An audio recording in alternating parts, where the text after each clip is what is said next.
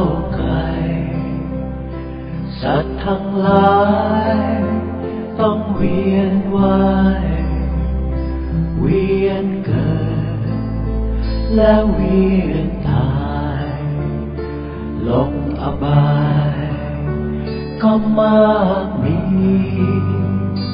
ดีหน่อยขึ้นสวรรค์ลงสุขกันก็มากมียุคนี้แสนโชคดีมีรอยบาทพระศาสดา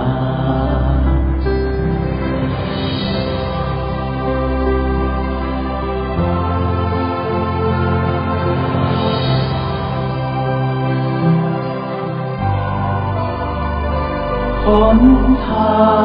งที่ปลอดภัยถ้าใครได้ก้าวเดินตามรัตนะที่งดงามเป็นที่พึ่งที่แท้จริงทานศีลภาวนาให้คุณค่าอย่างแท้จริงมุ่งมั่นไม่ประวิงตามรอยบาทพระศาสดาพระพุทธองค์ทรงก้าวเดินทรงก้าวพ้นทางกันดารชีวิตที่งดงามบำเพ็ญเพียร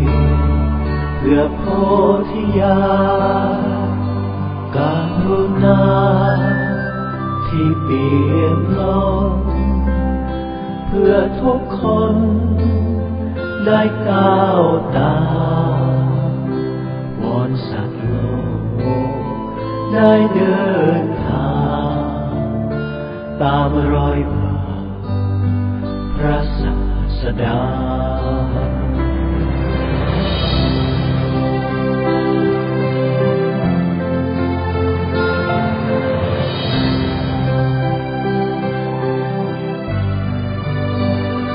ทุกชีวิต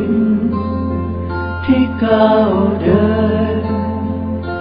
ในหนทางที่กันดารจุดหมายคือนิพพานพ้นจากทุกข์ได้แท้จริงสมาธิคือพลังส่องให้เห็นความเป็นจริงหมดจดหมดมนทินได้เห็นตาพระศาสดา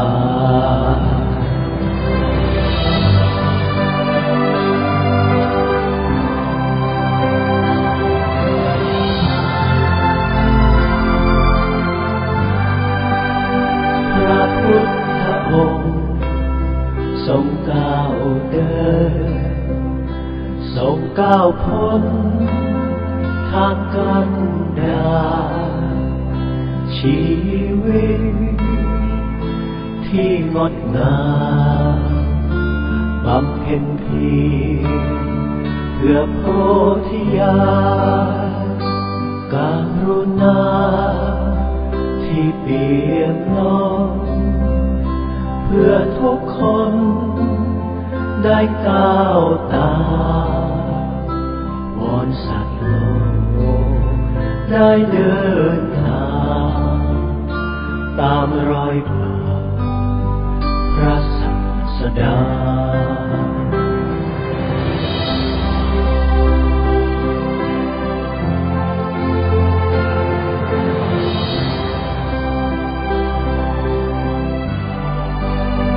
จะขอเป็น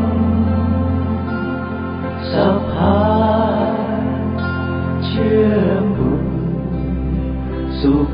นิพพานรวมเดินและก้าวตามในหนทางแห่งความดี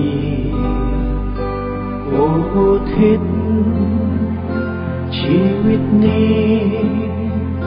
ทั้งชีวิตเพื่อพระองค์ขอตั้งเจตจำนง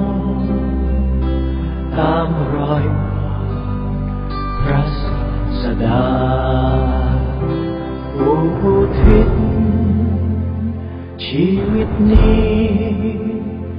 ทั้งชีวิตเพื่อพระองค์ขอตั้งเจตจำนงตามรอยพระศาสดา